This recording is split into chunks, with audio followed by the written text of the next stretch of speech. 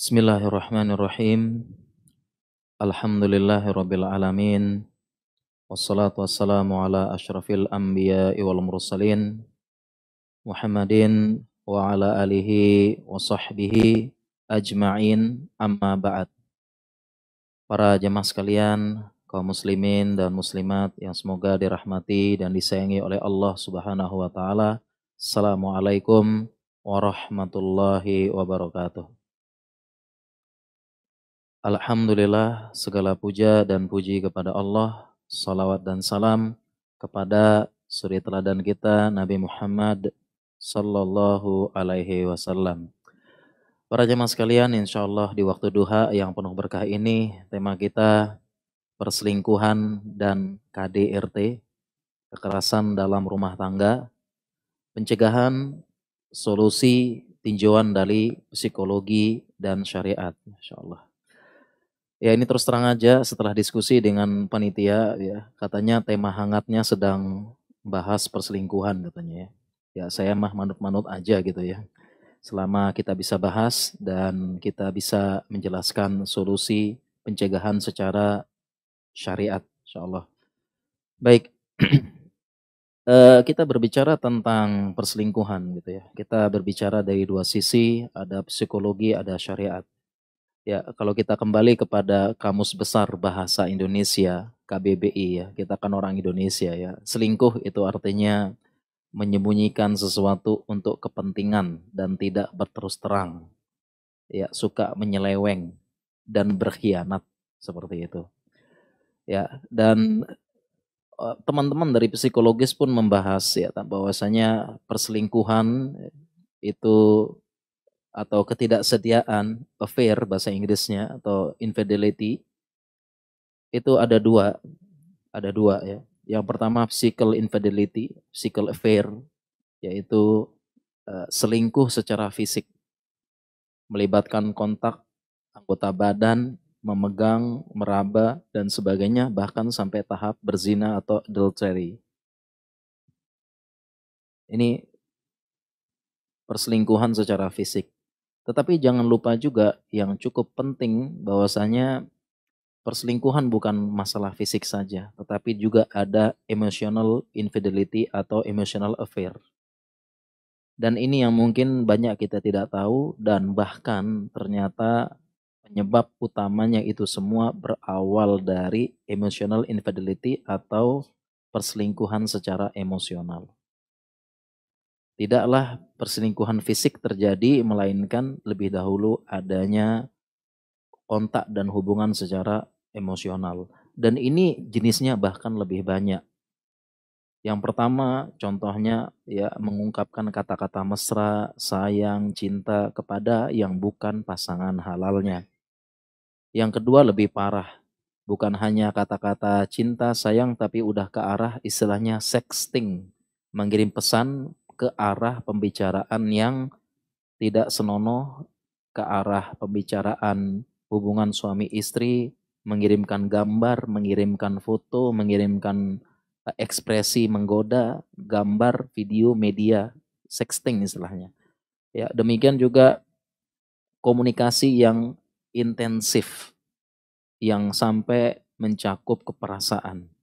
Ya, yaitu dan ini yang banyak terjadi, poin ini yang paling banyak terjadi dan paling banyak memulai suatu perselingkuhan, yaitu melibatkan perasaan curhat, curcol, akhirnya berbagi cinta. Ya, berawal dari kontak, curhat, menyampaikan perasaan, ya seperti contoh nyata mungkin teman kerja, pertama sebenarnya ngomong tentang pekerjaan. Akhirnya bercerita, sekarang di kantor kita makin banyak ya bebannya. Iya makin banyak. Ya, sekarang bos kita itu udah nyuruh targetnya sekian tuh. Harus sekian omset kita. Iya, ini jadi beban buat karyawan. Buat kita-kita ini. Iya. Nah, akhirnya mulai pengantar. Iya, mana di rumah lagi, gue lagi susah juga nih. Emang kenapa di rumah cerita? Iya, saya juga lagi ada masalah nih. Lagi ada masalah, tapi bos nggak ada ampun. Emang masalahnya apa? Cerita. Itu bermulai dari situ. Ya, jadi kita hati-hati, nanti kita bahas ya tentang itu ya. Seperti itu. Jadi ini komunikasi intensif ya. Dan inilah yang paling banyak berawal. Dan tentunya kita juga bahas nanti syariat, solusi secara syariat. Ya, kalau solusi yang ini berarti intinya jangan bermudah-mudah kontak dengan lawan jenis.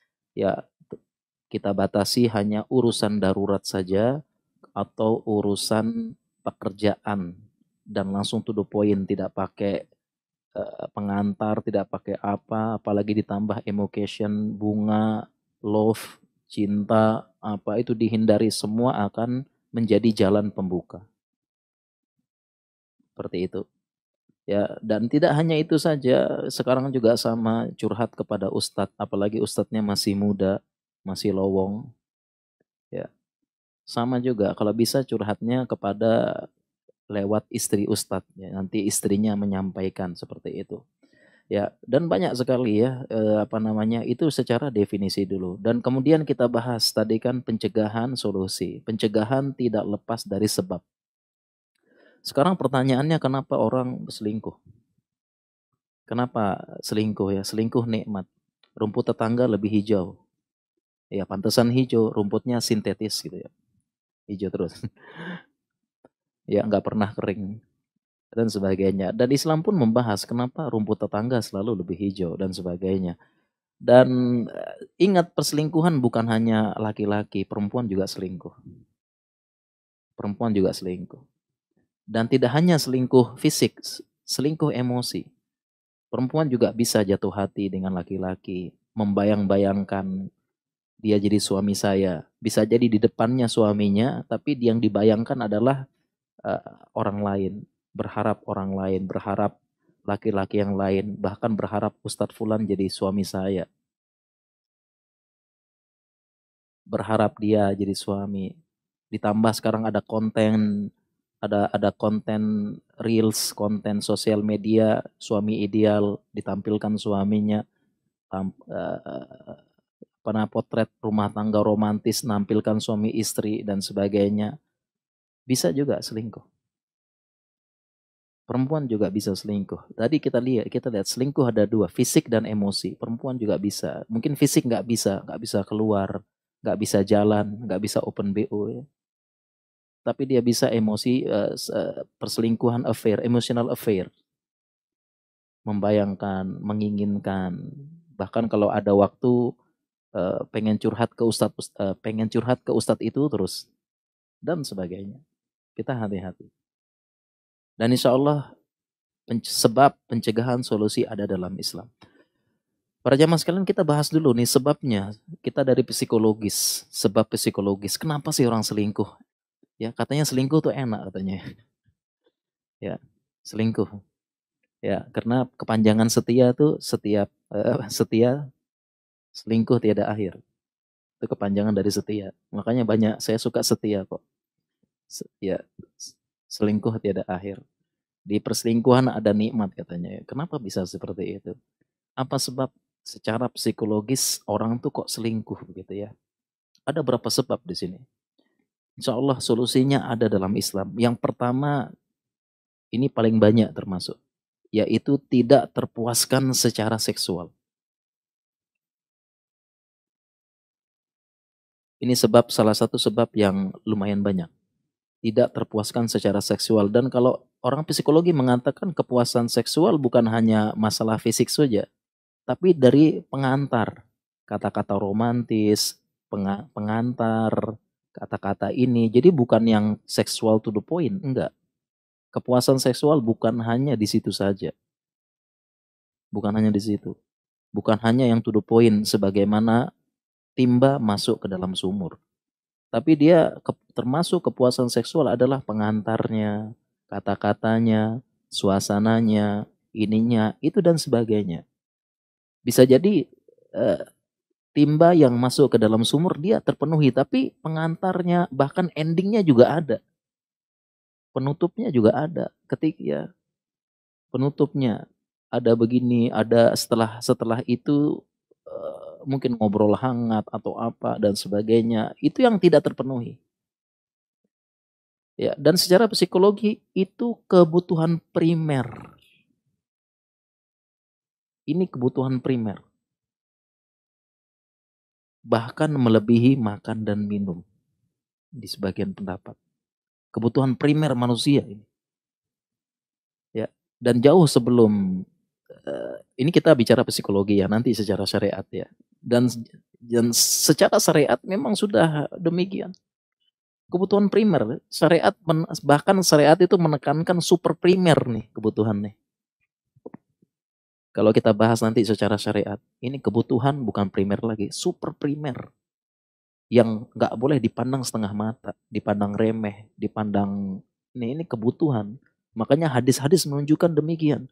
Idza da'a rajulu imra'atahu ila firashihi, apabila seseorang laki-laki memanggil istrinya ila firash, menuju ke ranjang, ya, faltati, hendaknya dia datang. Ya. Kalau enggak la'anat hal malaika hatta tusbiha. Kalau enggak malaikat melaknat sampai subuh. Datang gitu. Ini menunjukkan, dan dari hadis yang lain menunjukkan ini kebutuhan super primer. Kenapa? Dalam hadis yang lain disebutkan walau alat tanur. Dalam riwayat yang lain disebutkan walaupun istri sedang memasak. Jadi istri sedang masak. Ya, ingat zaman dulu masaknya nggak kayak sekarang tinggal cetak gitu ya. Zaman dulu kalau mau masak, ya ada kayu dipotong-potong dulu, nyalakan apinya, ingat nggak ada korek, ya. Lama nyalain apinya, ya. Pakai kayu dulu, lama. Besarin apinya juga lama. Ngaduk-ngaduk apa, setelah berusaha sekian lama itu, mungkin ya setengah jam, 1 jam gitu ya. Lagi masak, lagi apa, suami panggil, walau alat tanur, segera. Karena ini kebutuhan super primer. Kalau makan lapar, kita tunda sebentar bisa. Tapi kalau ini sedang butuh, ditunda, gak bisa ngapa-ngapain. Gak konsentrasi. Walaupun sedang masak, segera penuhi. Ya, dari hadis ini dapat penjelasan walaupun sudah lama, sudah ini, konsekuensinya masakan gosong gak peduli. Masakan gosong, masakan apa, terserah, tinggalkan segera. Ya, segera mungkin. Penuhi panggilan semui. Di riwayat yang lain lagi, ya tanur ini dijelaskan walau alat dabah. Nah, di riwayat lain lagi. Ya, riwayat lain lagi walaupun tuh istrinya sedang di atas kendaraan siap-siap pergi. Nah, kita bayangkan sekarang, tapi masih relevan zaman sekarang. Kalau perempuan keluar tuh gimana? Persiapannya berapa lama? Perempuan. Kan katanya sampai ada ungkapan acara nikahnya 1 jam, riasnya 3 jam gitu ya.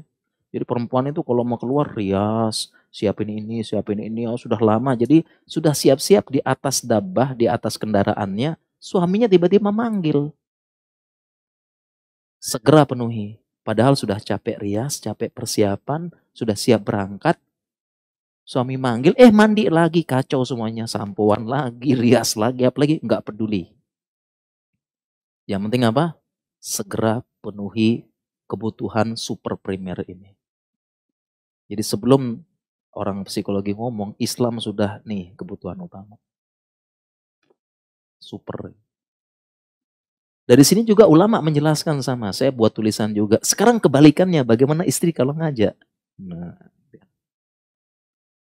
jangan salah, istri juga ngajak juga ini. Kalau istri ngajak gimana? Istri manggil bang, gitu ya. Cuma pakai kode aja gitu. Kenapa? Jawabannya sama, suami juga berusaha memenuhi. Karena sama, perempuan juga sama, punya syahwat anisa usyako ikur rijal. Kalau dia syahwat memuncak juga sama, nggak konsentrasi. Susah mikir, pusing, nyut-nyutan, marah seharian, ngambek gitu ya. Ya, makanya dikasih nafkah lahir batin. Sama. Kita lanjutkan nanti kita bahas yang itu ya. Sebab psikologi yang pertama secara psikologis, ya orang psikologi mengatakan tidak terpuaskan kebutuhan secara seksual. Kalau nggak terbutuhkan ya manusiawi, nyari yang lain. Di rumah nggak ada nasi ya, cari nasi di rumah tetangga. Gimana lagi? Itu kan, ada lagi. Yang kedua, tidak terpuaskan secara emosional.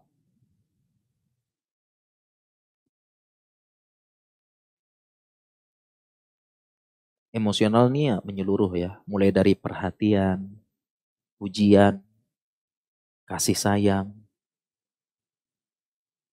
empati, dan sebagainya.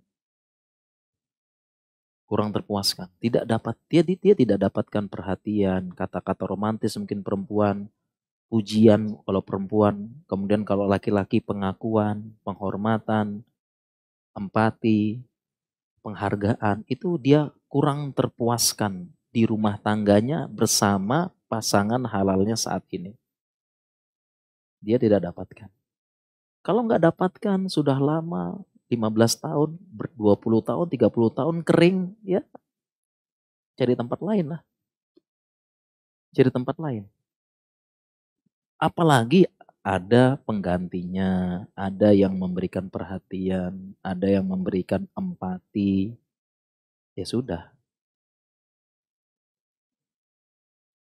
Dan ini semuanya kuncinya komunikasi. Dan kebanyakan kurangnya terpuaskan secara emosional ini kurangnya komunikasi antara suami dan istri. Dan dua sebab pertama ini yang paling banyak kita sebutkan. Sebab yang lainnya merasakan cinta orang lain atau bahasa lainnya ada pihak ketiga. Entah itu mantan, pelakor, pebinor. Jadi merasakan cinta orang lain atau ada pihak ketiga. Bisa jadi kebutuhan seksual terpenuhi, kebutuhan emosional terpenuhi, ada orang ketiga. Kalau memang plus-plus kenapa enggak kan gitu ya. Siapa yang nolak rezeki? Ya, cukup sih cukup. Tapi kalau disuruh nambah ya mau lah gitu ya. Istrinya udah bahagiakan. Istrinya udah jadi yang terbaik. Istrinya sudah ya berusaha menjadi istri dunia akhirat. Tapi tiba-tiba ada yang memberikan, kenapa enggak lah? Pengen juga. Loh dianya menyediakan diri dan dianya juga mau. Kenapa enggak? Ini sebab ketiga. Jadi hati-hati walaupun sudah terpenuhi seksual dan emosional, tapi kalau ada tawaran pihak ketiga, kenapa enggak diambil juga gitu.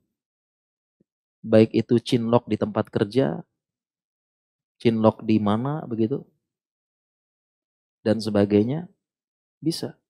Atau ada secret admirer, dia bos, manajer, muda, kaya, atletis, bertanggung jawab, gini, punya fans. Yes. Ya, terjadilah perselingkuhan. Sebab keempat, melakukan balas dendam.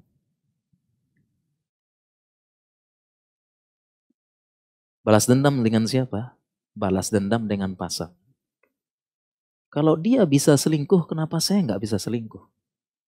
Kalau dia menikmati banyak wanita, kenapa saya juga bisa dinikmati oleh banyak laki-laki.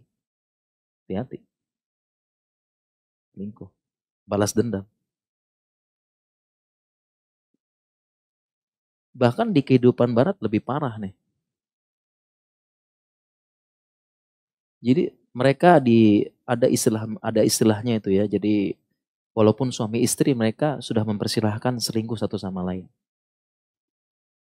Daripada saya sembunyi-sembunyi, saya terus terang aja. Saya ada istilahnya itu, saya lupa ya, ada istilahnya. Jadi apa? Benar. Sahih, jazakumullah khairan. Jadi ada istilahnya di luar negeri namanya open relationship. Ngeri nih. Jadi dia suami istri sah, tetapi udah buka-bukaan aja. Saya terus terang saya selingkuh. Kalau kamu selingkuh silahkan, tapi kita tetap suami istri. Itu namanya open relationship di luar negeri. Dan ini berdasarkan dari balas dendam. Ya itu, kamu ketahuan selingkuh, emang saya nggak bisa selingkuh? Saya juga bisa. selingkuh. Akhirnya mungkin seorang istri ketahuan suaminya selingkuh dan tidak ada perubahan. Ya udah, istrinya juga ya udah gue selingkuh juga. Terjadilah apa yang terjadi.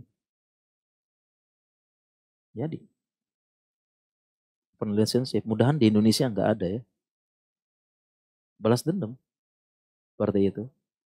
Dan dia bisa jadi balas dendam baik dalam tadi ya physical affair atau emotional affair. Jadi ingat perselingkuhan bukan hanya fisik aja, ketemu enggak dia bisa ini, bisa emosional. Bisa jadi di depannya itu Anda tapi dia bayangin orang lain. Lagi mesra-mesraan dengan Anda tapi dia bayangin orang lain. Bisa jadi seperti itu. Sebab selanjutnya karena sudah tidak cinta sama sekali dengan pasangan. Udah habis cintanya. Ya, udah habis, nggak cinta lagi. Udah nggak ada rasa, habis.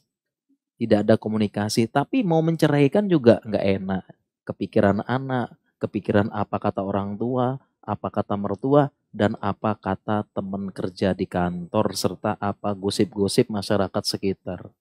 Karena memang kita tinggal di Indonesia, cuma satu cara bertahan. Bertahan kebal dari gosip gitu aja di Indonesia ini. Apapun digosipkan ya. Jadi sebab selanjutnya udah hilang rasa cinta, udah nggak ada lagi. Tapi mau menceraikan, nggak bisa. Dengan banyak faktor, udah selingkuh. Mana lagi? Nggak. Sebab selanjutnya, hati-hati. Yang terakhir, ingin variasi dan punya kelainan. Nah ini susah kalau udah kayak gini. Susah. Mau baik, mau biarkan walaupun bidadari turun dari kayangan, udah nggak tetap selingkuh deh. Udah susah kalau yang ini. Ada tipe yang kayak begitu. Ingin variasi dan punya kelainan atau bahasa kedokterannya ya hyper gitu aja ya. Hyper dan kecanduan.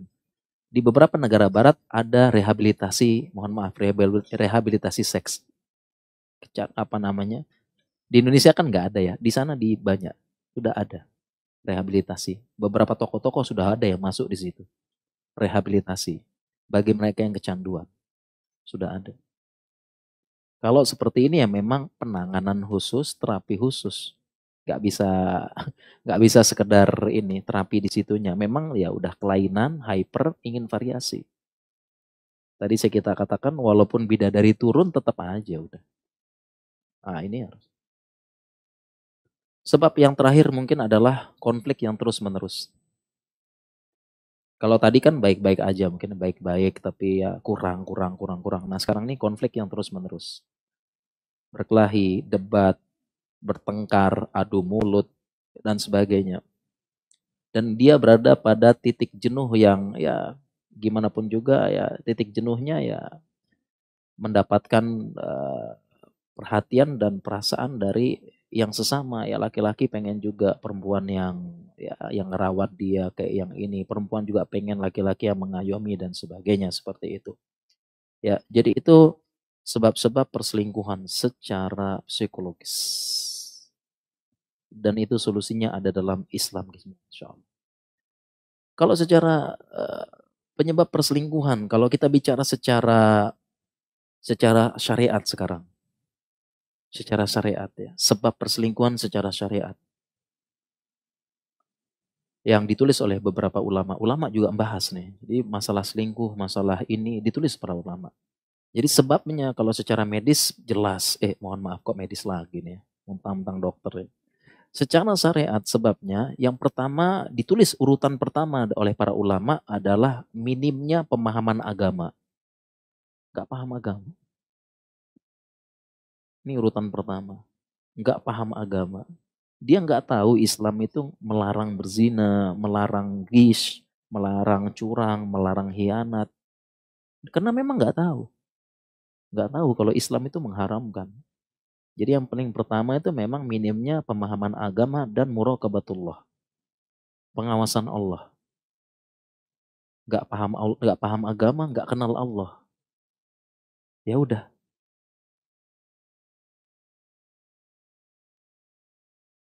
selingkuh. Dan nggak percaya sama Allah, nggak tahu itu haram. Ya, makanya kalau kita lihat survei, negara-negara Timur Tengah itu yang paling rendah tingkat pemerkosaan, permasalahan rumah tangga, dan perselingkuhan. Ya karena memang punya basic, tidak bisa dipungkiri. Bahkan kalau kita lihat survei, lihat aja coba sekarang lembaga survei internasional. Pemerkosaan, masalah rumah tangga, kekerasan, perselingkuhan, itu negara-negara yang bisa dikatakan nggak punya agama. Atau agama hanya sekadar simbol. Ya, karena pertama, selingkuh itu dimulai dengan suatu hal yang rahasia, sembunyi-sembunyi. Nggak ada yang terang-terangan. Dan rasa takut, hanya rasa takut kepada Allah yang bisa mencegahnya. Ataupun sesuatu yang bisa mengalahkan emosi dan syahwatnya. Sesuatu hal yang kultus. Sesuatu hal yang dia merasa itu besar. Kalau sekedar nasihat biasa apa, nggak mau. Selingkuhan.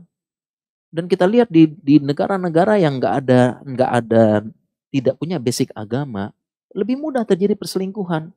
Bahkan ada acara di mana tes DNA, ternyata dia bukan anakmu karena udah selingkuh dengan banyak orang.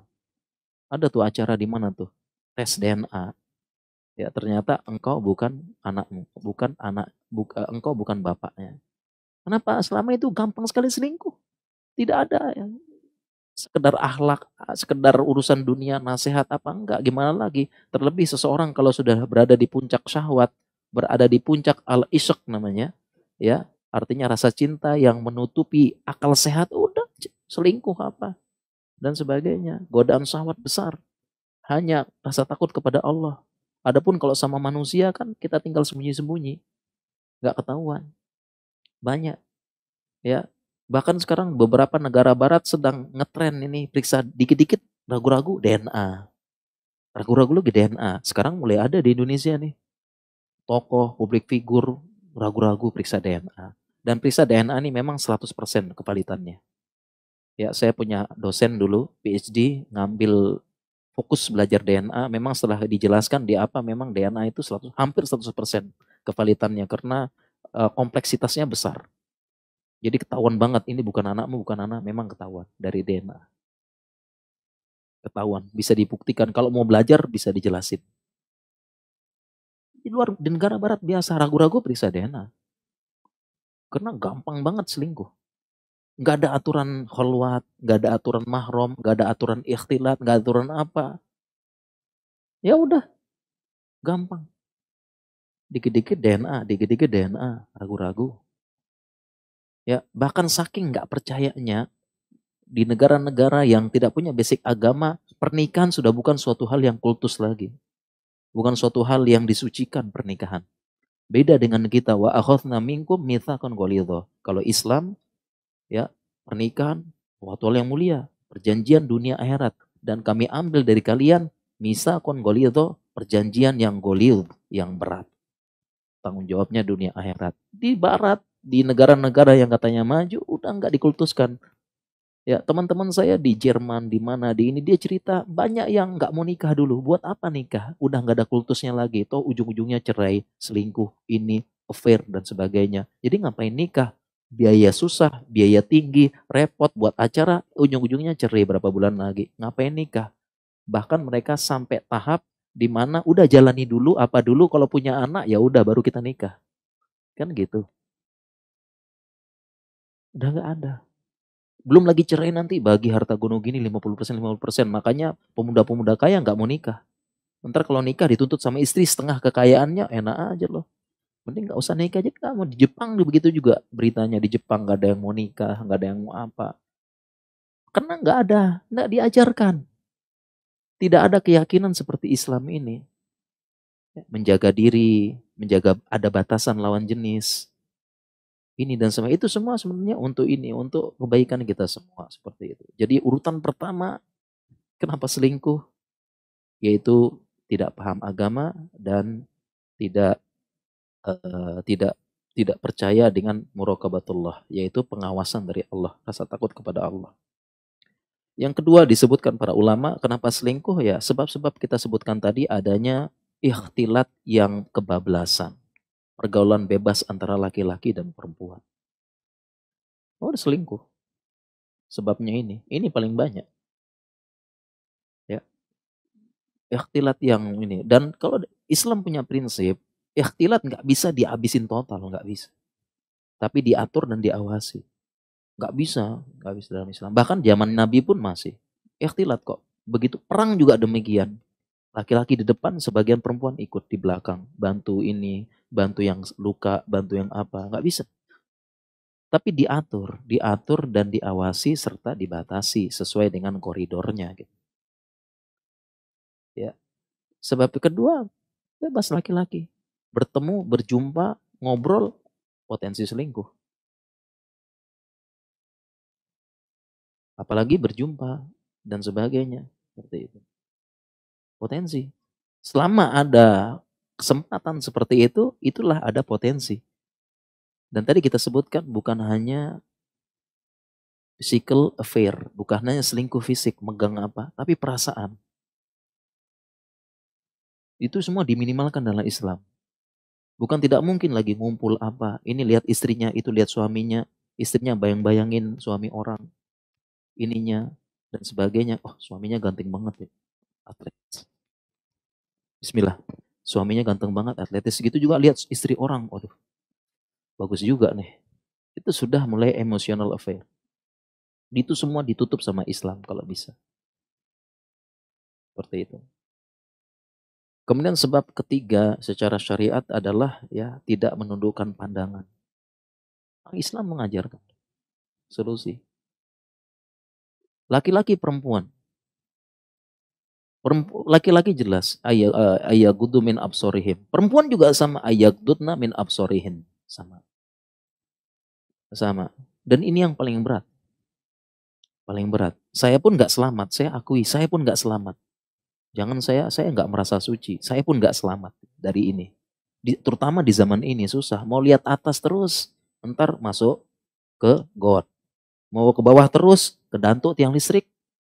Mau menjem, sayang cantik-cantik. Enggak ya, enggak. Bercanda itu mah. Salah insya Allah.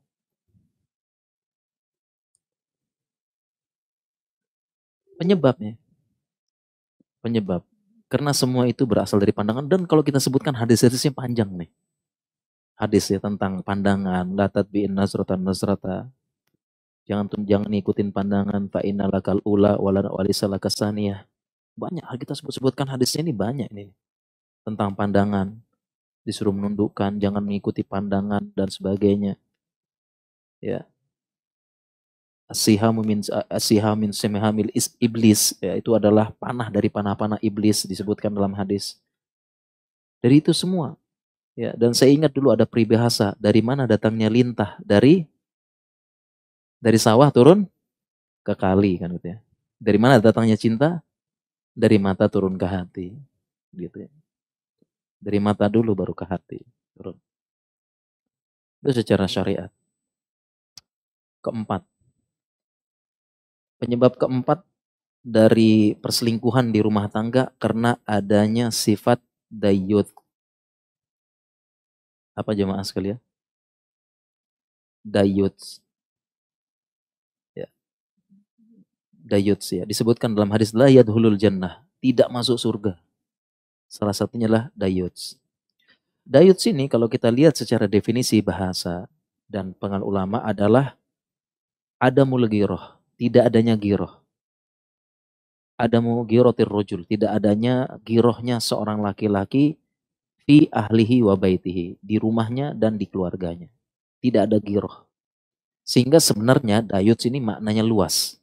Dia tidak punya giroh itu perasaan cemburu atau perasaan gak enak. Ya, dia membiarkan maksiat di rumahnya tapi dia tidak ada perasaan giroh. Itu definisi secara umum. Ya, jadi seorang laki-laki yang di rumahnya merupakan tanggung jawab dia, ya di rumahnya tanggung jawab dia, tapi di rumahnya tersebut dia biarkan maksiat apa dan sebagainya dan dia tidak ada perasaan giroh. Perasaan giroh itu ya kayak cemburu, perasaan gak enak, perasaan terganggu, biasa-biasa aja. Ini namanya dayuts. Dan memang definisinya lebih umum. Nah, tetapi banyak juga yang menjelaskan definisi dayuts secara khusus, yaitu suami laki-laki yang tidak memiliki cemburu terhadap istri dan anak perempuannya. Jadi ketika istrinya itu keluar nggak pakai jilbab, bisa aja. Seolah-olah tidak ada yang seolah-olah tidak ada yang salah. Biasa aja. Emang salahnya apa? Istri saya keluar nggak pakai jilbab. Biasa.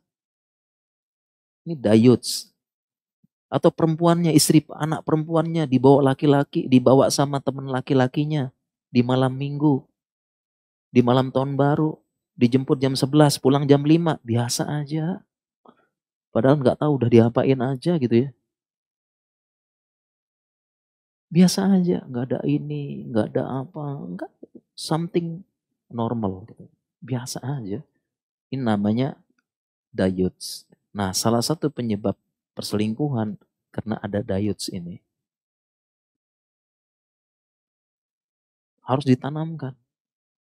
Cemburu, tidak membiarkan ya. Jadi pasangan ya, jangankan ini ya, jangankan keluar nggak pakai jilbab. Termasuk ini dayuts yang perlu kita kembalikan lagi di sini ya. Contohnya misalnya pasangan kita atau mungkin istri mungkin ya. Istri itu punya teman sosial media dengan laki-laki yang lain.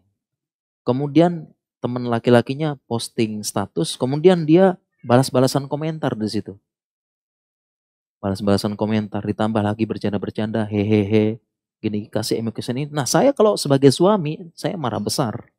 Dayut saya. Ngapain ngobrol sama dia? Di publik lagi. Itu dayut kalau saya. Kalau saya dayut. Gak boleh istri saya begitu. Gak boleh. Itu perasaan dayut. Nah, karena yang seperti ini hilang dan sebagian suami istri menganggap ini suatu hal yang normal, suaminya, istrinya komen dengan lawan jenis, ngobrol, bercanda di sini dan sebagainya, lawan-lawan itu dianggap biasa, itulah penyebab awal perselingkuhan.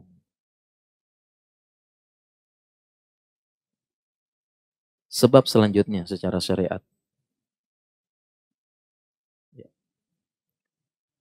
Sebab selanjutnya disebutkan beberapa ulama, yaitu bertebarannya wanita yang tabarruj.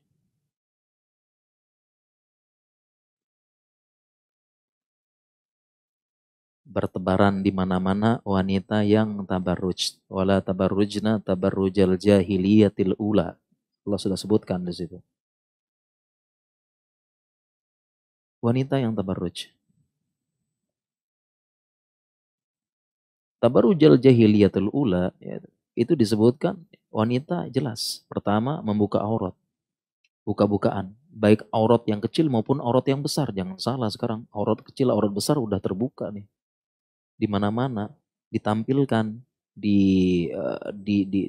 Dinaikkan. Diberikan podium. Diberikan mimbar. Terbuka. Diekspos.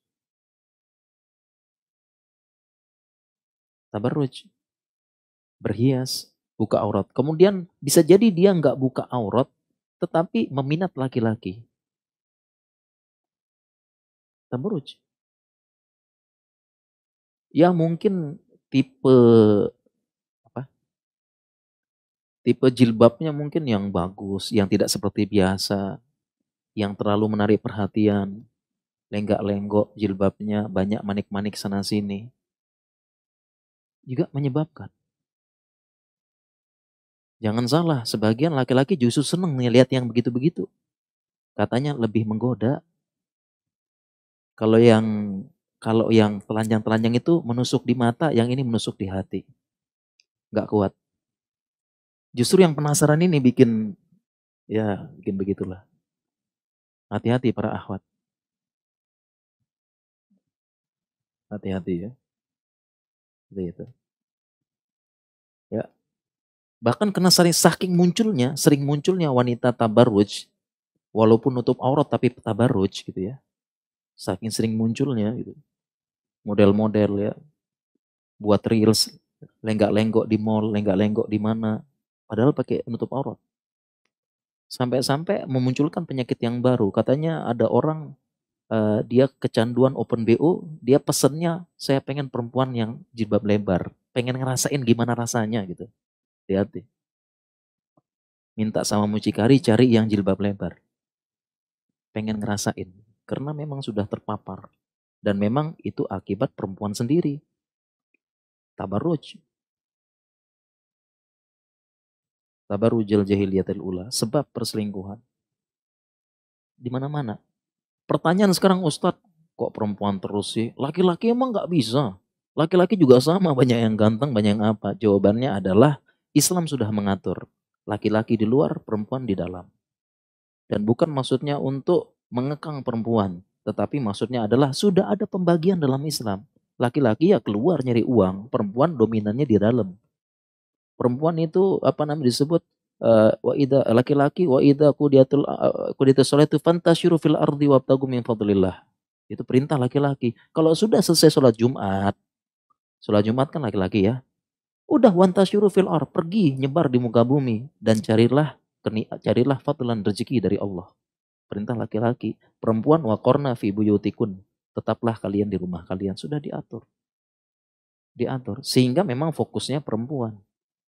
Tabarruj. Kemudian alasan yang kedua, perselingkuhan yang terjadi kuncinya di perempuan. Kalau perempuannya nggak buka pintu, kalau perempuannya buka pintu dan buka kunci terjadi perselingkuhan. Tapi kalau perempuannya tutup pintu dan mengunci, namanya pemerkosaan. Saya ulangi, kalau perempuannya buka pintu dan buka kunci namanya perselingkuhan. Tapi kalau perempuannya menutup pintu, tutup kunci, namanya pemerkosaan. Jadi kuncinya memang di perempuannya. Ya memang laki-lakinya yang ini, laki-lakinya yang berusaha apa-apa gini, tapi kuncinya itu di perempuan. Kuncinya di perempuan. Kalau sama-sama suka ya udah. Iya kan? Kuncinya di perempuan. Makanya ulama sebutkan sebab selanjutnya wanita yang tabarruj dan tidak menjaga kehormatan. Karena kuncinya di perempuan. Kan nggak ada ya, memang laki-laki nggak pegang kunci sama juga. Cuma kasusnya jarang kan perempuan maksa-maksa ngancem-ngancem laki-laki gitu ya. Terus laki-lakinya baiklah saya bukain pintu. Kalau saya jadi laki-laki saya buka terus pintunya. Tobiatnya laki-laki kan gitu. Iya kan? Ya. Kalau jadi laki-laki ya, laki-laki nggak punya agama, perempuan 100 yang ngetuk tak buka semua. Kan gitu. Tapi kalau perempuan beda dia. Beda. Jadi memang sebabnya adalah selanjutnya adalah wanita yang bertabarruj, ya. Menyebar dan itu memang katanya ulama membuka perselingkuhan. Perselingkuhan. Dan dijelaskan lagi ini sebagai renungan bagi perempuan. Jadi banyak perempuan itu dia tidak ridho kalau suaminya atau calon suaminya terpesona dengan kecantikan wanita lain. Sekarang coba saya tanya perempuan dan ibu-ibu, mbak-mbak. Rela, ikhlas apa enggak suaminya terpesona dengan kecantikan perempuan yang lain? Kira-kira apa jawaban ibu-ibu? Mbak-mbak. Rela tidak suaminya terpesona dengan kecantikan wanita yang lain? Rela enggak? Kira-kira jawaban ibu-ibu apa? Enggak rela. Kalau ketahuan awas. Ya, lagi jalan sama suaminya tiba-tiba suaminya noleh begitu ya. Kalau enggak kena tampar kena cubit. Sampai rumah ada episode lanjutan. Enggak rela dia suaminya terpesona dengan cantik lagi. Ya, suaminya lihat terus diikutin ya. Ikutin terus itu. Pas balik sini pang. Nah, tempeleng. Enggak ada yang rela. Perempuan. Nah, kalau para perempuan enggak rela suaminya atau suaminya kelak terpesona dengan kecantikan wanita yang lain, jangan membuat suami orang atau calon suami orang terpesona dengan kecantikan Anda. Kan begitu. Tapi tetap aja ya, namanya perempuan tuh punya fitur yang susah dilawan. Perempuan itu kalau sudah punya, dapat foto yang bagus, nggak kuat nahan supaya nggak diposting. Godaan berat ini lihat foto, kok gue cantik ya, ini berat ini kalau ini. Perlu kekuatan dan keimanan yang berat supaya nggak diposting. Ya, padahal pakai filter.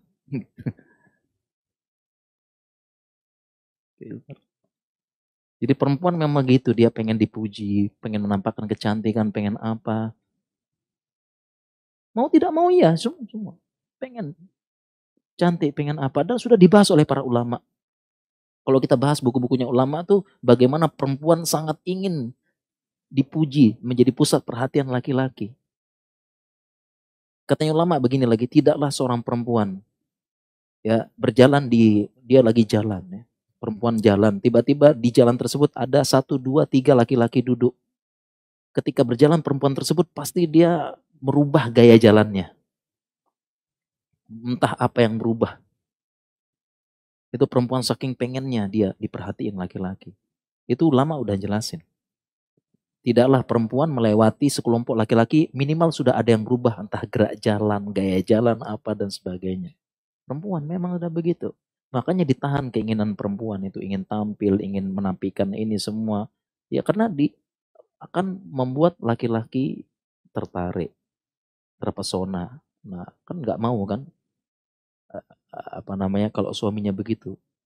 Tapi ya bahasanya kama tadinu tudanu, sebagaimana kamu dibegitukan jangan membegitukan. Nah, ini terjemahannya yang enak. Ya, kalau nggak mau suami apa terpesona, jangan membuat terpesona suami orang lain. Ya gitu. Ya, tetapi ya udahlah, saya pengen tetap tampil eksis, ya, tetap tetap posting, tetap ini dan sebagainya. Oke. Kita lanjutkan. Ya, tadi kita sudah sebut sebab secara syariat, sebab secara psikologis, ya, dan kita sekarang kembali ke solusi dalam agama. Bagaimana nih solusinya? Kita sudah dapat sebabnya. Solusinya bagaimana? Yang pertama ya perlu kita ketahui, perlu kita sadarkan pemahaman ilmu agama. Kan tadi ulama nulis sebab pertama apa? Minimalnya pemahaman agama. Ya solusinya kita pahamkan lagi masalah agama. Kita perlu pahamkan. Kenapa? Karena pada perselingkuhan itu terkumpul semuanya deh. Terkumpul semuanya. Pertama khianat. Yang kedua ghish, curang. Yang ketiga dusta, suka berbohong. Yang keempat jelas berzina dengan berbagai macam tingkatannya. Yang kelima berkhalwat. Yang keenam safar dengan non mahram. Kadang-kadang sampai safar. Yang ketujuh tabzir, boros. Selingkuh butuh dana. Ya, butuh dana. Ya minimal butuh DP. Butuh. Ya, selingkuh butuh dana. Ya. Itu tabzir, boros. Dan yang terakhir menyia-nyiakan dan menghancurkan keluarga. Disebutkan. Jadi yang pertama jelas, kita harus sadarkan pemahaman agama ya, hanya pemahaman agama dan takut kepada Allah yang bisa mencegah. Dengan benar-benar mencegah. Kalau sekedar manusia bisa sembunyi-sembunyi. Bisa. Kalau sekedar takut sama manusia bisa sembunyi-sembunyi. Toh kalau ketahuan oleh manusia gampang tobat, gampang apa, apalagi orang Indonesia pelupa. Entar dia ketahuan zina, besok sudah muncul lagi. Nyalon, nampil lagi. Padahal dia zina, video nyebar. Nah, bisa nampil lagi. Indonesia pelupa, Indonesia emang. Sudah dijanjikan, kecewa, lupa. Jadi gampang. Jadi kalau sekedar takut sama manusia, takut digosipin, tinggal sembunyi-sembunyi. Makanya salah satunya yang paling efektif mencegah pemahaman agama dan suatu ketika, suatu saat akan dipertanggungjawabkan dan akan disidang oleh Allah Subhanahu wa taala. Pemahaman tersebut kita pahami, selingkuh ya khianat. Ya. Dan Allah bersabda, Allah berfirman wa annallaha la yahdil kaidal khainin. Allah tidak akan memberi hidayah kepada orang yang melakukan tipu daya dan berkhianat. Allah janjinya tidak akan memberikan hidayah. Yang kedua, gish, curang. Rasulullah SAW bersabda, man ghasyana falaysa minna. Barang siapa yang curang bukan bagian dari kami. Namanya selingkuh curang. Curang. Dia sudah mencurangi pasangannya. Ya, kalau mau adil kamu selingkuh, saya selingkuh kan gitu ya. Yang selanjutnya dusta. Yang namanya selingkuh itu melahirkan kedustaan-kedustaan selanjutnya. Seolah-olah dusta itu punya anak, cucu, buyut, dan cicit. Dan buyut dari cicit gitu ya. Ya itu. Karena dusta itu, selingkuh itu melahirkan kedustaan yang sangat banyak. Nanti dia punya induk lahir lagi. Bang, lagi di mana bang? Lagi eh, apa ya? Lembur ya. Akhirnya suaminya, istrinya ngecek pakai video call. Ya, langsung lari buru-buru lari ke mobil. Iya nih yang lagi di mobil. Lahir dong. Banyak. Kenapa begini? Bohong lagi. Kenapa gini? Bohong lagi. Bohong. Ya, dan sayangnya para istri itu memiliki insting yang sangat kuat ketika suaminya selingkuh. Sampai-sampai dikatakan dinding yang bisu akan berbicara suaminya akan selingkuh. Sampai-sampai detik dari jam tak tak tak itu membisikkan suami selingkuh, suami selingkuh, suami selingkuh. Jadi perempuan itu memiliki insting yang sangat kuat tatkala suaminya selingkuh. Baunya tercium, perasaannya akan membisikkan. Hebat perempuan ini. Ya, jangankan jangankan baru awal-awal selingkuh dia udah tahu. Punya insting yang kuat, apalagi udah kebanyakan bohong, kebanyakan ini udah tahu. Dusta dan kebanyakan dusta nih bahaya karena hadisnya iyakumul kadziba, jauhilah dusta. Fa innal kadziba yahdi ilal fujur. Karena yang namanya dusta itu lama-lama akan mengantarkan kepada fajir. Dia akan fujur. Banyak maksiat. Wal fujuru yahdi ilan nar. Yang namanya fujur, fajir akan menggiring menuju neraka. Hati-hati. Kemudian selanjutnya apalagi jelas zina. Jelas zina. Selingkuh ya zina. Wala taqrabuz zina. Innahu kana fahisyatan wa sa'a sabila. Jangan. Ya, ya. Demikian selingkuh juga sama. Khalwat la yakhluwanna rajulun bimra'atin illa ma'adhi mahramin. Janganlah seorang laki-laki berkhulwat dengan perempuan kecuali bersama mahram. Ya, dan berkhulwat ini definisinya adalah melakukan kontak dia berdua saja. Makanya PM, DM, inbox dan sebagainya termasuk khalwat. Masuk khalwat. Ya, khalwat online gitu ya, gitu ya. Khalwat online termasuk. Ini hati-hati nih. Ya, hati-hati. Ya, dan termasuk juga ya, perzinahan menyentuh tangan apa dan sebagainya. Ya, safar bersama non mahram berzina hati karena disebutkan ya bahwasanya setiap innallaha kataba ala bni adam khattahu hadzahu minaz zina. Setiap Allah telah menakdirkan setiap Adam kepada anak Adam ada bagian dari perbuatan zina. Ya, maka fazinal ain an-nazar, zinal lisan an mantik, wan nafsu tatamanna wa tashtahi, wal farju yusaddiqu dzalika kullahu au yakdzibu. Hadisnya mata melihat, zinanya lisan berbicara, kata-kata mesra, dan zinanya hati tatamanna, berhayal-hayal, berangan-angan, watastahi dan menginginkan. Itu zinanya hati. Dan wal farju dan kemaluan itu membenarkan atau mendustakan. Ya, mendustakan. Ya, kalau dia membenarkan ya terjadi perselingkuhan sampai tahap situ. Tapi kalau dia mendustakan berarti zinanya zina level yang lebih ringan. Disebutkan hadisnya. Dan perzinahan juga termasuk kita sampaikan termasuk tabzir. Ya, innal mubadzirina kanu ikhwana syayatin. Sesungguhnya tabzir membuang-buang harta itu saudaranya setan dan berzina selingkuh termasuk membuang harta bukan pada tempatnya karena tabzir infaqul mala fi ghairi halihi. Fi ghairi haqqihi itu katanya Imam Syafi'i. Namanya tabzir menginfakkan harta bukan pada haknya. Tabzir termasuk. Ya bahkan yang namanya perselingkuhan ya kuncinya adalah ya dana gitu ya. Dana. Kalau laki-laki zinanya ya jelas sama perempuan butuh dana gitu. Butuh dana. Ya kalau perempuan selingkuhnya gimana ya dia biasanya perempuan yang selingkuh dia biasanya yang apa ya udah kaya gitu ya, udah kaya. Jadi misalnya begini, ada suami istri masuk usia 40-50. Ya, suaminya udah nggak mau lagi sama istrinya. Udah suaminya selingkuh. Istrinya juga sama selingkuh dengan yang lebih muda. Ya, lebih muda. Dengan dia kaya. Nyari anak SMA, nyari anak kuliah, ya yang biayai selingkuh dia. Seperti itu. Ini hati-hati. Ya. Dan yang terakhir adalah yaitu ya selingkuh akan menyia-nyiakan keluarga. Sudah ada yang halal, sudah ada yang sah, tapi disia-siakan. Ya, tidak disyukuri.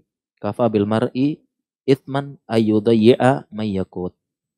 Cukuplah seseorang dikatakan pendosa apabila dia yudayyi' dia menyia-nyiakan orang yang menjadi tanggungannya. Seperti itu. Dan kita sebutkan sebagaimana zina ada tingkatan, perselingkuhan ada tingkatan-tingkatannya. Sebelum tadi di awal kita sebutkan teori secara psikologis. Physical affair, emotional affair. Ternyata syariat sudah sebutkan, sudah ada hadisnya 14 abad yang lalu. Yaitu zinanya mata, zinanya lisan, zinanya hati. Tatamanna wa tashtahi. Nah, itu masuk emotional affair. Sudah disebutkan. Jadi ternyata banyak tuh sebenarnya kalau saya bahas ya.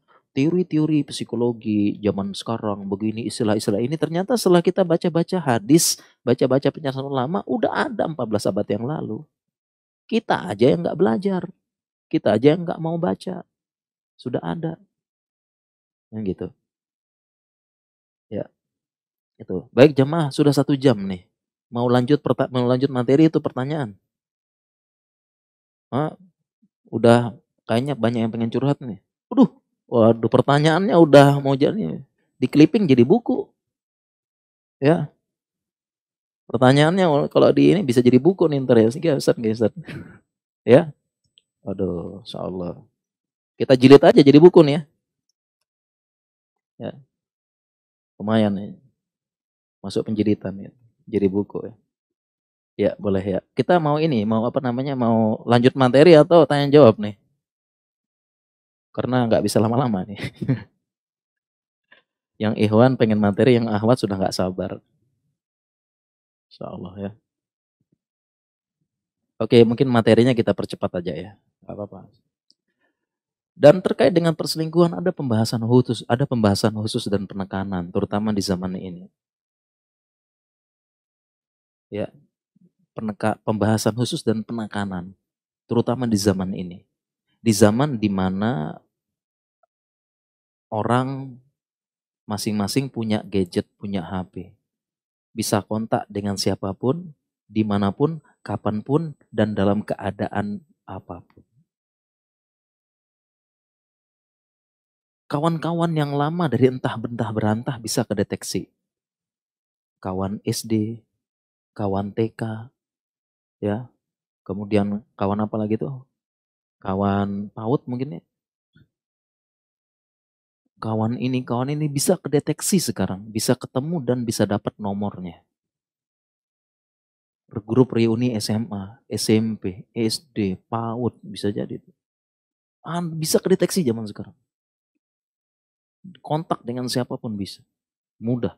Dengan berbagai macam WhatsApp, aplikasi, apa semua bisa zaman sekarang.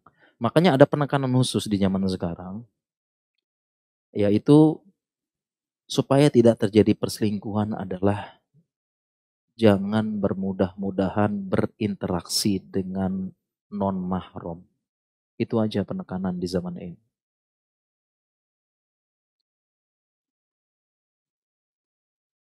Zaman sekarang. Kalau di zaman dahulu mungkin bukan ini penekanan. Karena kalau di zaman dulu belum ada SMS ya. Belum ada WhatsApp, belum ada ini. Kalau selingkuh ya datang ketemu. Ya. Zaman dulu tuh kan masih belum ada belum ada gadget kan. Kalau zaman dulu kalau nelpon tuh harus telepon pinggir jalan yang begini gitu. Kalau kelamaan 30 menit dipelototin sama yang ngantri tuh. Ngapain aja di dalam nih. Kalau zaman dulu mau selingkuh ya harus datang offline, ketemu. Zaman sekarang enggak. Makanya penekanan di zaman sekarang kuncinya itu aja. Kita udah punya pasangan halal, ya. Dan ini juga sekaligus menjadi pertimbangan bagi para jomblo. Coba jomblo angkat tangan ya. Salah satu indikasi nanti cara deteksi calon pasangan Anda, coba lihat stalking akunnya. Ingat ya, kalau sudah mau nikah aja, jangan stalking belum ini ya. Anda ya, dan pastikan dia mau. Jangan sampai Anda mau dia juga mau, tapi mau muntah maksudnya gitu. Jangan stalking calon Anda. Lihat akun-akunnya apakah dia bermudah-mudahan nggak berinteraksi dengan lawan jenis. Dia menjaga diri nggak? Nah itu jadi pertimbangan. Karena zaman sekarang canggih. Makanya sekarang Ikhwan sekarang mau nazar gampang. Nggak usah susah. Kenapa? Ya ahwatnya sendiri pasang foto di mana-mana. Ya kan? Nggak usah pakai sesi nazar-nazar. Kenapa? Semua fotomu sudah saya koleksi. Ya salah sendiri. Ahwatnya yang upload gimana gitu kan? Jadi nggak usah pakai ritual nazar. Kenapa? Udah semuanya. Ada. Berbagai posisi ada. Centil apa semua ada tuh. Centil ngamuk apa ada tuh sudah sekumpulin. Udah nazar saya. Ya gampang sekarang. Ya, ini jadi pertimbangan. Nah, makanya zaman sekarang itu aja penekanannya. Jangan pernah bermudah-mudahan interaksi, chatting, apa dengan lawan jenis. Kalau tidak ada urusan darurat, nggak usah.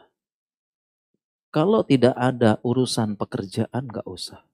Sekiranya itu urusan pekerjaan, langsung ngomong to the point, ya, ke urusan pekerjaan tersebut. Jangan pakai mukodimah, jangan pakai apa, ini dan sebagainya. Jangan. Itu aja kunci di zaman ini yang perlu kita tekankan. Ya, dan kita ingat kalau secara fikih kita menghubungi non mahram itu khalwat. Khalwat itu. Ya. Karena zaman ini mudah kan. Bukan hanya laki-laki, perempuan sama. Perempuan sama.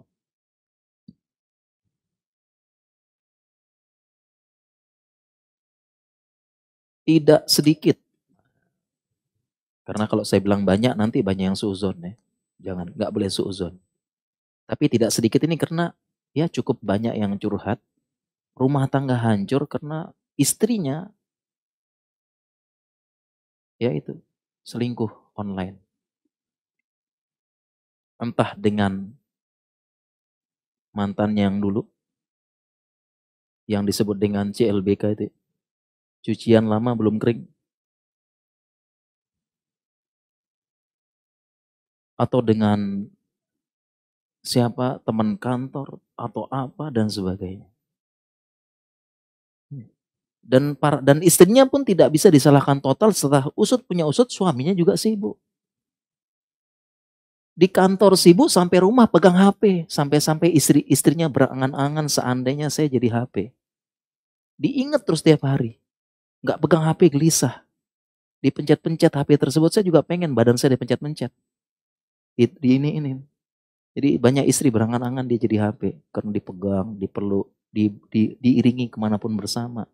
Ya diajak tidur, dipikirkan, apa, pencet-pencet, dipegang-pegang. Pengen saya juga dipencet-pencet bang.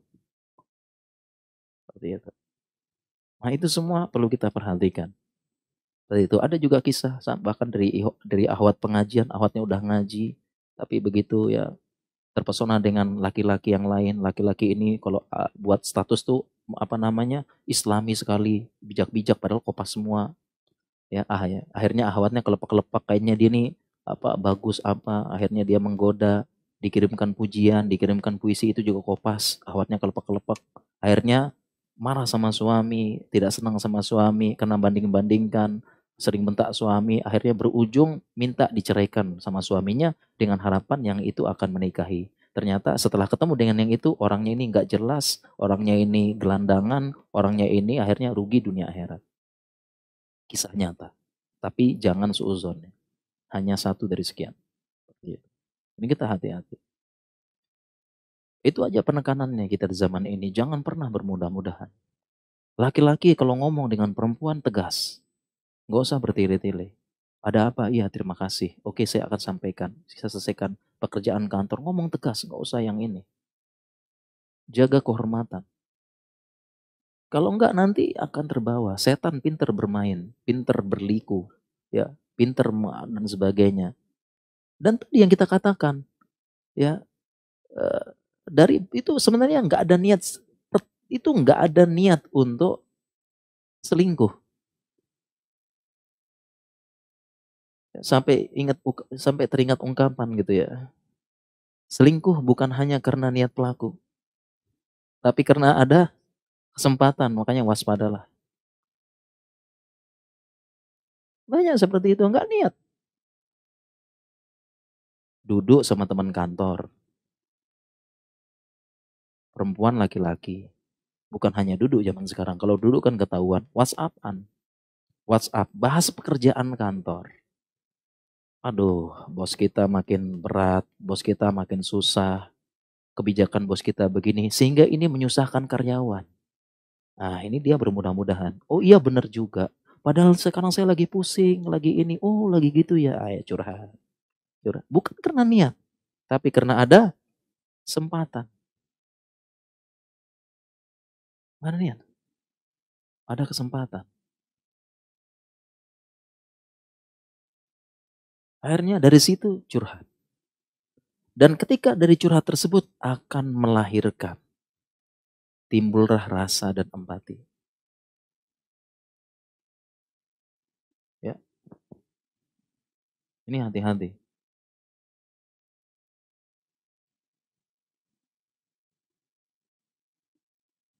Terkadang dari curhat tersebut muncullah rasa nyaman. Muncullah setan berbisik. Setelah curhat panjang lebar, ditanggapi dengan baik, muncul bisikan setan. Insya Allah. Ini kalau jadi istri kayaknya mantap kayaknya. Setelah ngobrol enak, ngobrol asik, ternyata manis juga ya. Sehingga tidak jarang, ada studi, ada coba di googling sekarang ya, studi. Ini bisa di googling kalau membuktikan. Beberapa studi membuktikan tidak jarang pasangan sahnya lebih cantik daripada selingkuhan. Coba nih di googling aja tuh. Di googling. Sampai ada studi buat begitu. Tidak jarang pasangan sah lebih cantik daripada selingkuhan. Istrinya lebih cantik daripada selingkuhannya. Kenapa? Karena tadi sudah masuk ke ranah emosi empati. Nyaman curhat, nyaman berbagi, nyaman bertukar pikiran. Makanya sampai ada memesnya tuh ya. Pertama bertukar pikiran, akhirnya bertukar cairan. Bahaya nih. Hati-hati.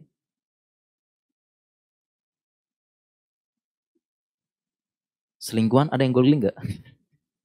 Sampai ada orang buat studi tuh. Sampai-sampai bisa jadi terkadang istrinya lebih cantik daripada selingkuhan. Nah sekarang apa kabar kalau selingkuhannya jauh lebih cantik gitu kan? Apa kabar kalau begitu? Kalau selingkuhannya jauh lebih cantik. Wassalam dah. Assalamualaikum warahmatullahi wabarakatuh.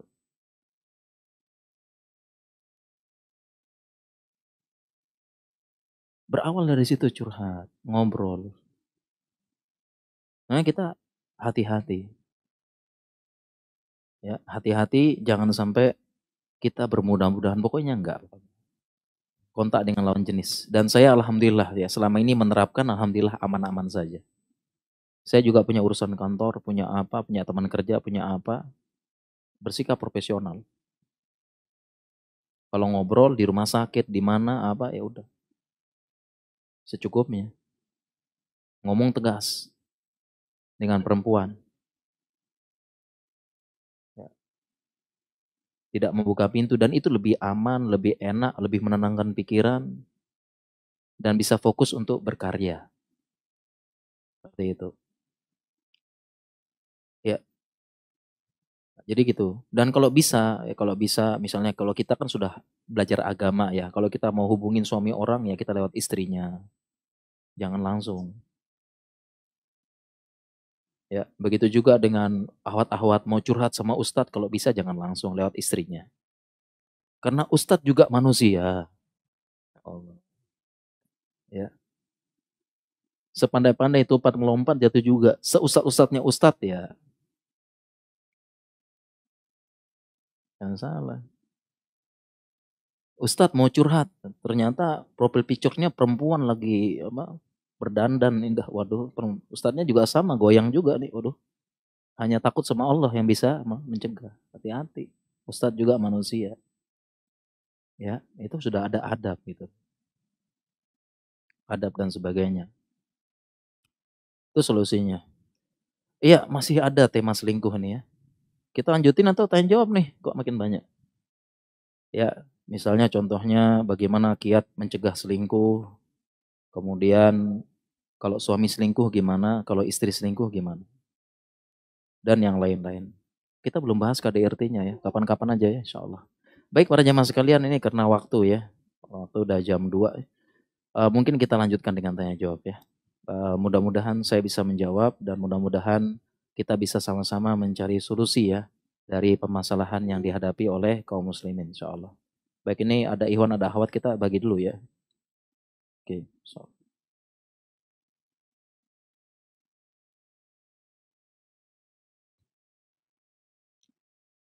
Ada pertanyaan ya, saya seorang akhwat ingin bertanya dan butuh nasihat ya, mudah-mudahan ini bisa memberikan solusi ya. Ada seorang laki-laki di tempat kerja saya yang sudah berterus terang menyampaikan perasaannya, di garis bawahi, menyampaikan perasaannya kepada saya.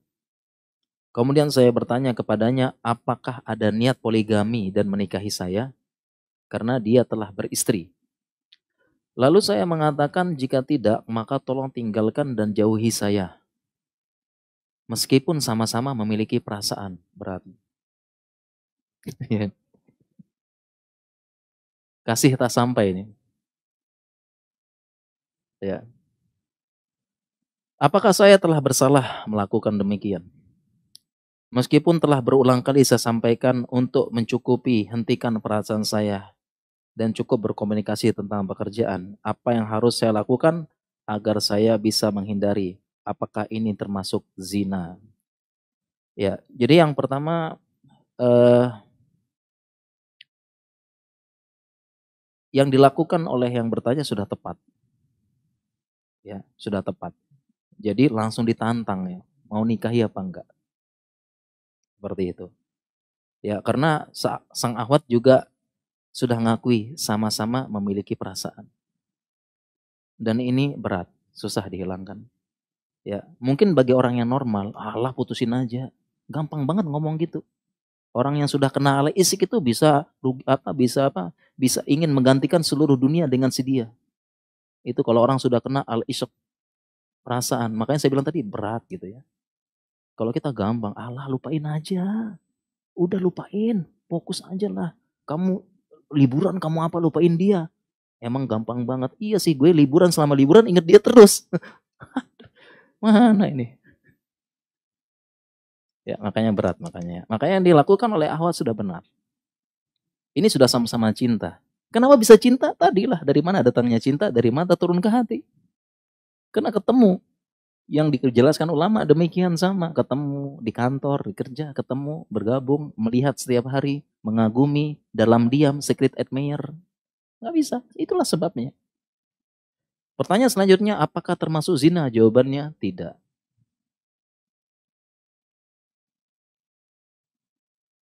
Kalau selama dia tidak melakukan emotional affair tadi.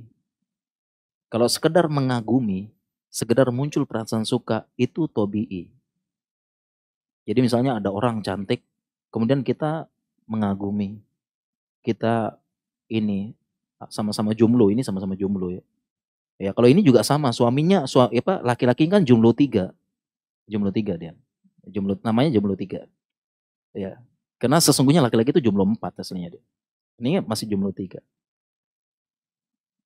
Ya. Jadi kalau seperti ini bisa, ya nggak masalah dia. Itu suatu hal yang normal. Laki-laki tertarik dengan perempuan, perempuan tertarik laki-laki.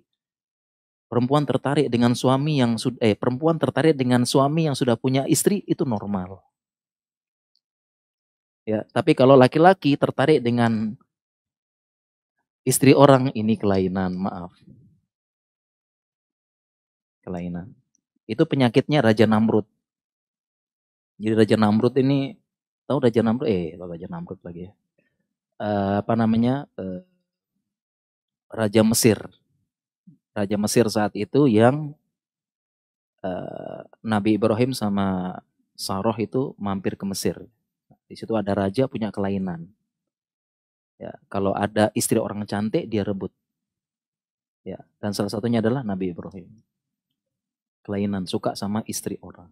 Kelainan. Tapi kalau suka sama suami orang, bukan kelainan. Jadi itu wajar. Ya apalagi mungkin ketemu di kantor, melihat dia tanggung jawab, dia tegas, dia apa, Masya Allah. Kalau jadi imam, Masya Allah. Imam dunia akhirat. Untungnya dia bilang, maaf dek, saya sudah punya makmum. Gitu.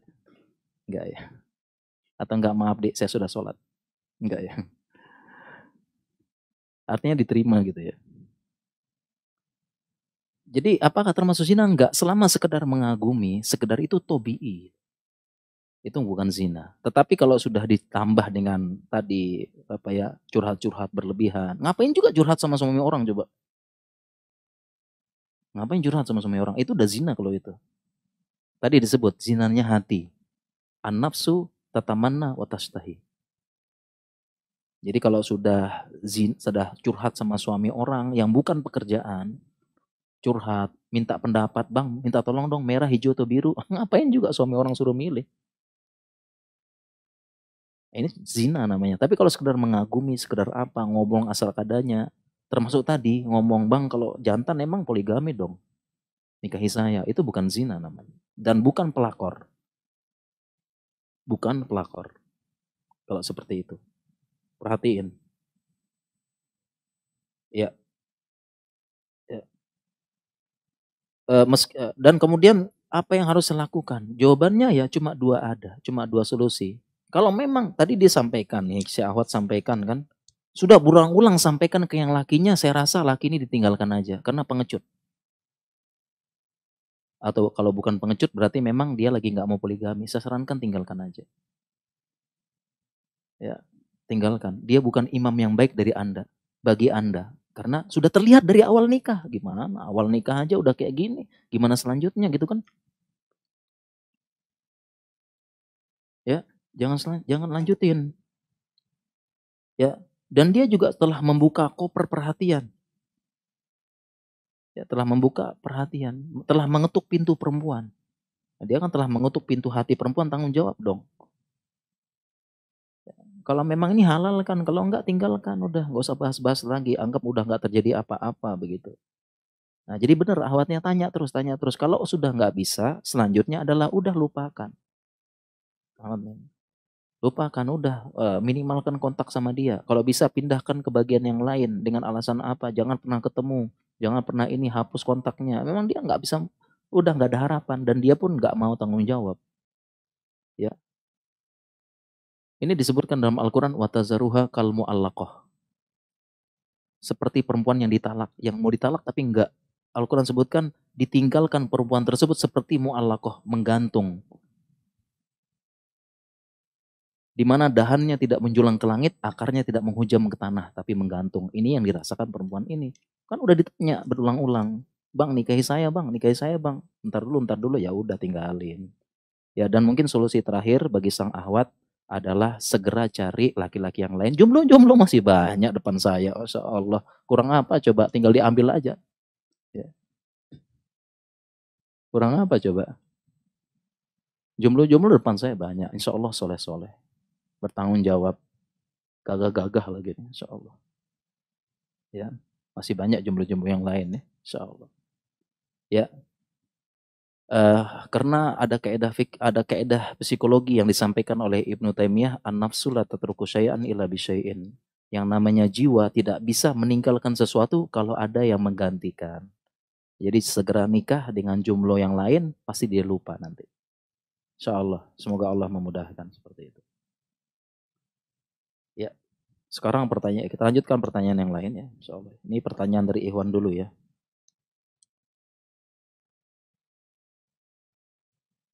Ini kayaknya Ikhwan banget pertanyaannya nih. Saya selalu terlintas memiliki istri yang lebih muda dan lebih cantik agar syahwat terpenuhi. apakah lebih baik poligami daripada terjerumus perselingkuhan atau zina? Ya, ini jawabannya jelas kan. Jawabannya ya lebih baik poligami.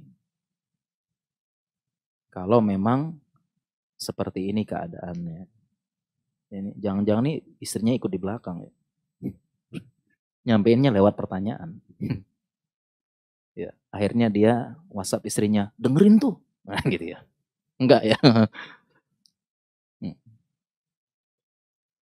Iya, jadi ada dua permasalahan. Memiliki istri yang lebih muda, cantik, agar syahwat terpenuhi sama poligami. Dan ini tidak semudah tidak sesimpel yang kita katakan tadi. Ya, kalau jawaban singkatnya ya, pilih poligami atau zina. Ya, jawaban singkatnya poligami. Tapi kan tidak semudah itu. Jadi jangan senang dulu yang bertanya ya. Mengapa demikian? Kita lihat dulu sebabnya dia punya syahwat puncak itu apa? Apakah tobiat, bawaan, atau memang nggak pernah jaga pandangan? Atau memang yang tadi hyper? Ini sebabnya apa dulu? Jangan langsung solusinya poligami.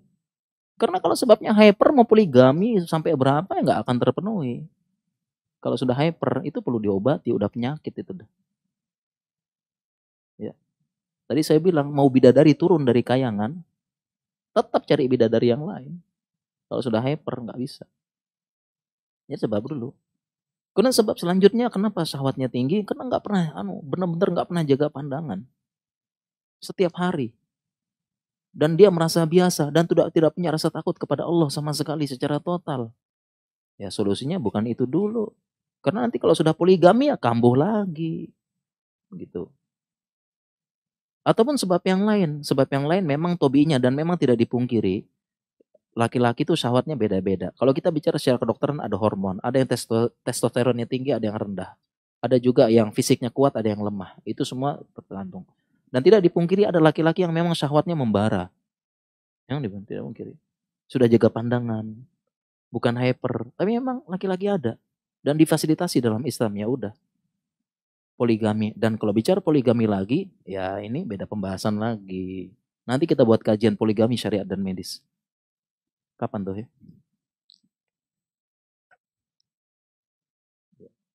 Beda lagi kalau poligami. Yang jelas prinsip poligami itu laki-laki yang baik tidak bermudah-mudahan poligami. Perempuan yang baik mudah mengizinkan poligami.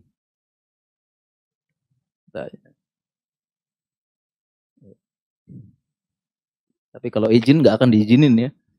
Lebih baik minta maaf daripada minta izin. Ini pertanyaan para jamaah sekalian ya. Jadi poligami kita pembahasan lain kali ya. Intinya jangan bermudah-mudahan, terlebih ini mau terus terang aja fakta ya.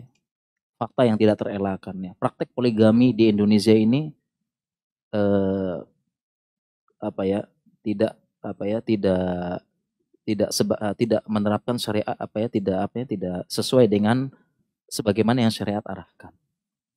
Ya, tidak jarang kita dengar cerita setelah poligami ya cenderungnya ke istri muda terus. Memang bagi waktu 3 hari istri muda, 3 hari istri tua. Ya, tapi pas istri muda seger, istri tua masuk angin minta dikerok terus. Itu cerita yang tidak jarang kita dengar. Sampai istri muda seger. Ya, kayak singa pengen mengaum. Sampai istri tua, aduh kok masuk angin, kerok, minta dikerok, bau balsem, bau minyak telon, ya Allah.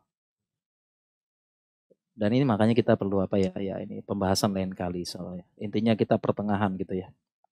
Itu. Baik, kita lanjutkan pertanyaannya. Ini mungkin dari Ahwat mungkin ya.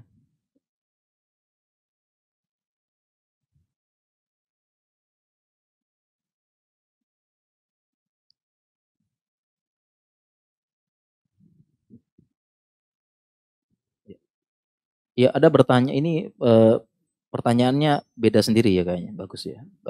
Membicarakan persoalan perselingkuhan dalam rumah tangga, sebelumnya saya dan adik-adik punya trauma tentang permasalahan orang tua kami yang selingkuh. Insya Allah ya, orang tua selingkuh.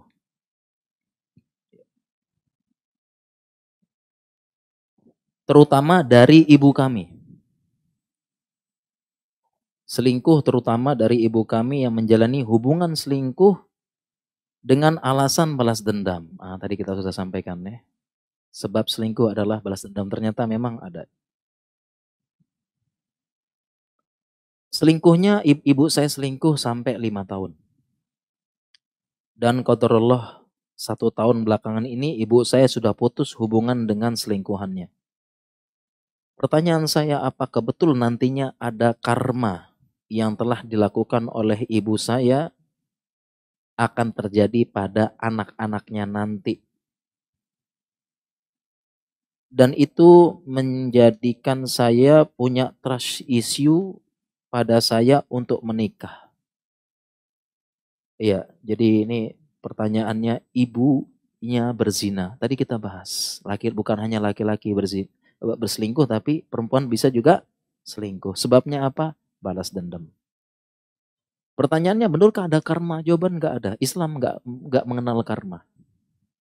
Saya punya tulisan di Muslim Oraidi, Islam tidak mengenal karma. Nggak ada karma dalam Islam.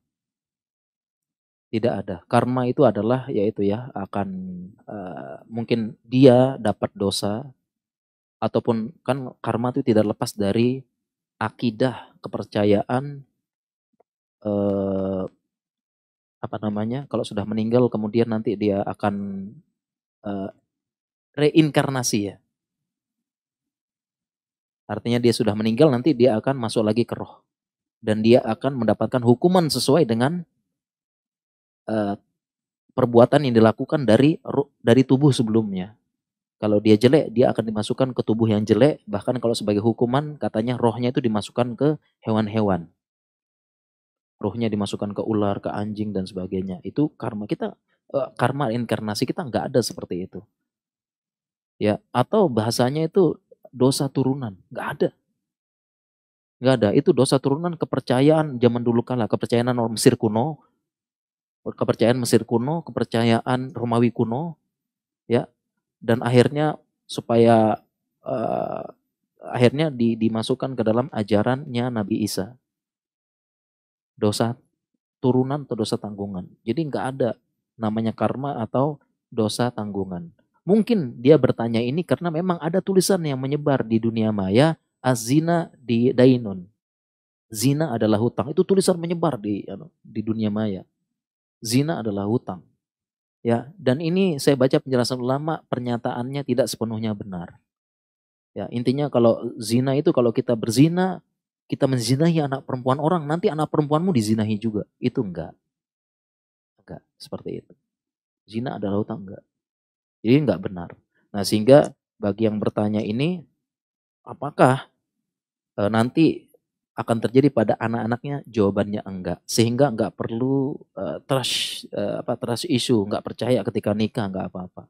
Nikah aja, enggak ada dosa turunan. Gara-gara ibu berselingkuh, bapak selingkuh, anak-anak nanti pasti ada yang selingkuh atau diselingkuhi, itu enggak ada. Ya, segera nikah aja. Ya, mudah-mudahan dimudahkan Allah Subhanahu wa taala dan kita dapat kabar gembira, ibunya sudah putus, mudah-mudahan berhenti selingkuh selama-lamanya dan dia bertobat serta diterima tobatnya, diampuni dan dimasukkan ke surga Allah yang tertinggi kelak. Kita lanjutkan nih insyaallah. Sekarang dari Iwan lagi ya.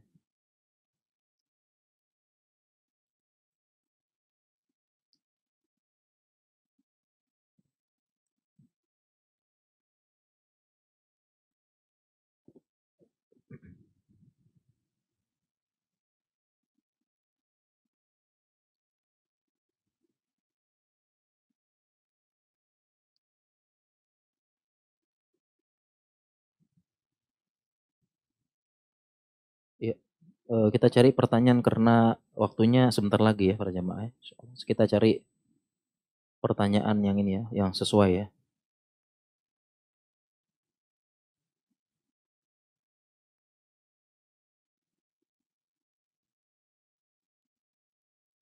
Ada pertanyaan ya. Apakah sering menonton, video-video seksi, perempuan yang seksi, apakah benar bisa mengurangi selera atau libido sama istri? Jawabannya iya jawabannya. Jawabannya iya. Jawabannya iya. Ya, kenapa? Karena akan terjadi pembanding ya. Bisa, bisa. Ya, jangankan nonton video ya, dia melihat laki-laki lain, dia akan berkurang kenikmatan sama istrinya nanti. Ya, berkurang.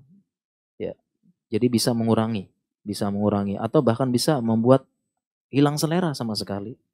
Bisa seperti itu. Makanya banyak istri yang bertanya dulu begini, tiba-tiba ada yang WhatsApp inbox, Ustadz suami saya sudah nggak dapat nafkah 3 bulan dari suami gitu. Seperti itu. Ya, ternyata sebabnya ini. Jadi memang bisa seperti itu. Makanya ya dihindari lah ya.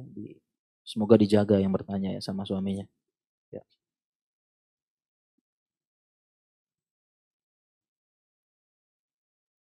Apakah termasuk zina chat mesra seperti layaknya suami istri? Kirim foto mengumbar aurat, bahkan telepon video call dengan lawan jenis yang bukan mahram, padahal keduanya belum pernah ketemu langsung. Jawabannya iya, ini zina online. Termasuk zina ini. Walaupun belum ketemu langsung. Belum pernah ketemu langsung. Tapi suatu saat pasti ketemu. Bertemu gitu ya. Ini jelas. Ya ini termasuk zina ya. Karena tadi khalwat tadi jelas ya. Hindari. Ya, selingkuh hati. Apakah termasuk selingkuh emosional? Tidak ada niat memiliki. Insya Allah. Tapi mengagumi saja. Hanya apa? Secret admirer. Tidak ada niat memiliki tapi mengagumi saja. Tidak ada kontak apapun, hanya ingin tahu kabarnya saja. Nah ini yang termasuk. Aduh ya.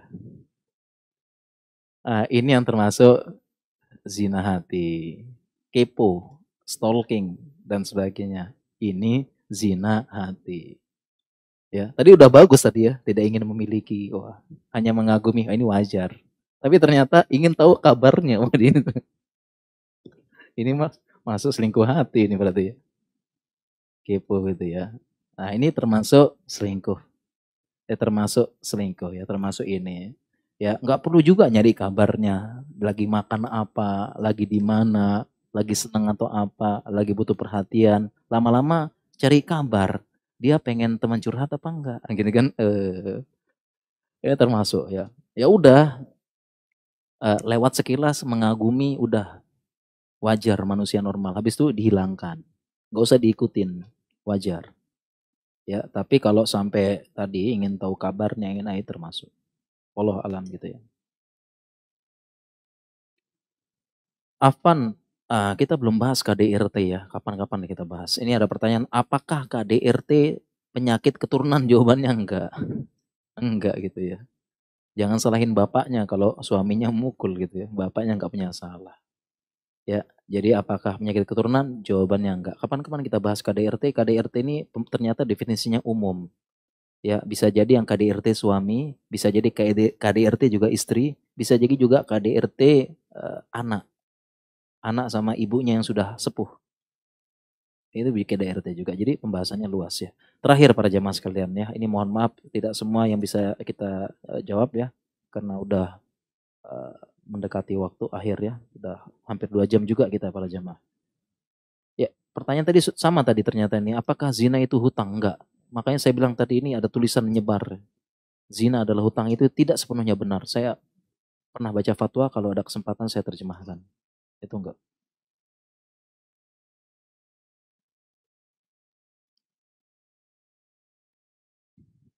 Ya ini terakhir para jamaah ya. Suami saya menikah tanpa sepengetahuan saya. Wah ini berat. Ya, setelah saya tahu istri kedua langsung ditalak. Makin berat lagi. Kemudian suami menyodorkan surat perjanjian nafkah untuk anak. Namun istri tidak mau tanda tangan dengan alasan tidak memerlukan.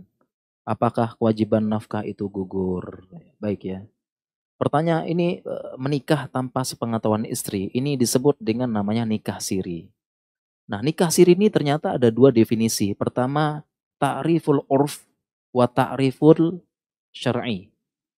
Ini dibahas para ulama. Jadi nikah siri itu ada 2 definisi. Definisi nikah secara adat definisi secara adatan dan syariatan. Nikah siri secara adat itu adalah, maksudnya nikah siri secara adat itu adalah kayak begini. Yaitu nikah siri tidak memberitahu orang yang berkepentingan dan tidak pakai wali. Gak pakai wali. Ini namanya nikah siri. Katanya ulama, nikah siri secara adat. Dan jelas itu enggak sah. Karena la nikaha illa biwaliyin. Biwaliyin, itu sabda Nabi SAW. Tidak ada nikah tanpa wali. Itu nikah siri. Enggak pakai wali. Ya, orang-orang yang berkepentingan enggak tahu. Dan salah satu yang berkepentingan istrinya. Salah satu nama sih guys. Pokoknya intinya nikah siri adat itu dia nggak pakai wali. Kemudian nikah siri secara syar'i, artinya semua syarat terpenuhi. Ada rukun, ada saksi, ada wali, ada ini dan sebagainya. Hanya saja dia merahasiakan. Baik merahasiakan kepada istri maupun merahasiakan kepada orang banyak. Artinya nikahnya tidak diumumkan meluas. Ini namanya nikah siri nikah siri yang dimaksud dengan syar'i. Nah, nikah siri syar'i ini nikahnya sah, tapi berpotensi kuat berdosa dan tidak berkah. Berpotensi kuat.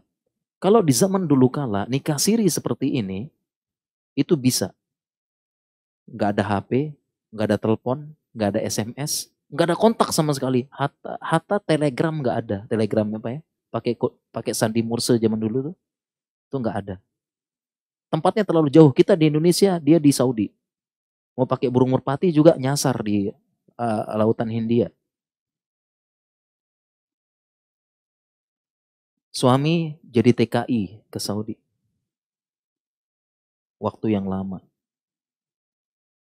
Ya, goyang, gak kuat. Akhirnya daripada saya berzina nikah. Udah di sana nikah.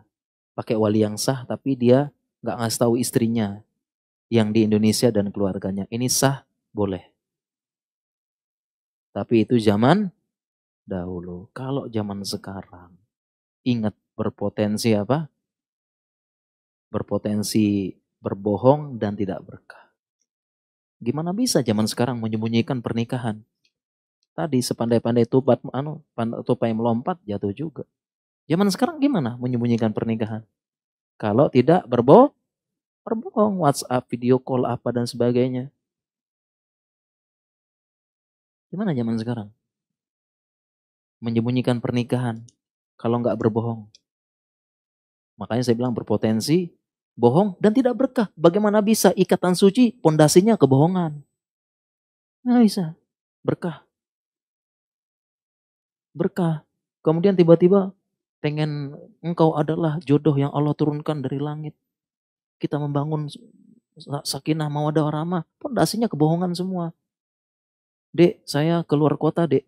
Kenapa, Bang? Ada dinas dari kantor. Padahal nazar ahwat.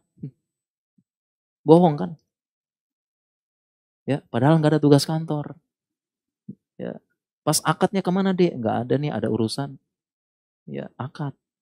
Ya, dan tidak sedikit cerita nikah diam-diam, kemudian akhirnya istrinya ketahuan. Ada kisah nyata ya. Kisah nyata ya, insya Allah dari teman yang terpercaya. Ini dia lagi ngobrol sama istrinya. Ya. Ngobrol-ngobrol gini-gini, emang suami di mana? Iya, suami saya lagi di situ katanya. Loh, kamu nggak tahu suamimu lagi nikah hari ini? Pingsan di tempat. Istrinya pingsan di tempat.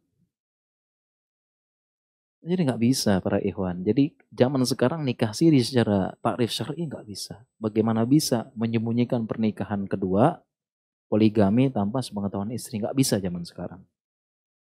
Ya, tapi justru jadi tantangan bagi laki-laki. Kalau nggak jantan dan tanggung jawab gitu.